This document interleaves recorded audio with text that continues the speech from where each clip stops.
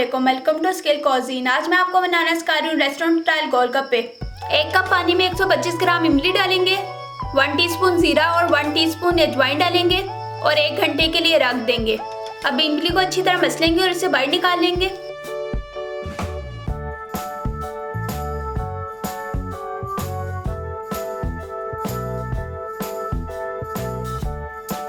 One teaspoon पिसी हुई लाल मिर्ची ऐड करेंगे,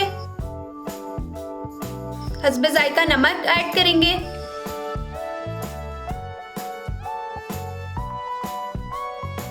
गोलगप्पों के लिए उस आटे की जरूरत होती है जो आप घर में इस्तेमाल करते हैं, जिसे चक्की वाला लाल आटा भी कहते हैं।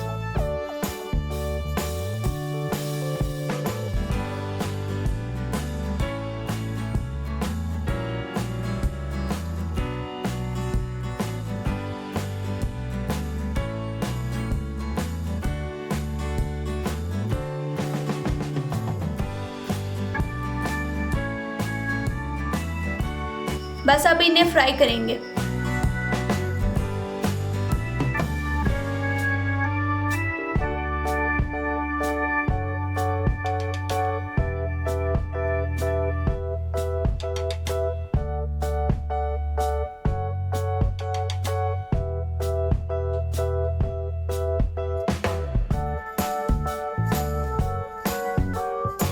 यकीनन आपको मेरी गोलगप्पों की रेसिपी अच्छी लगी होगी, मुझे कमेंट सेक्शन में ज़रूर बताइएगा।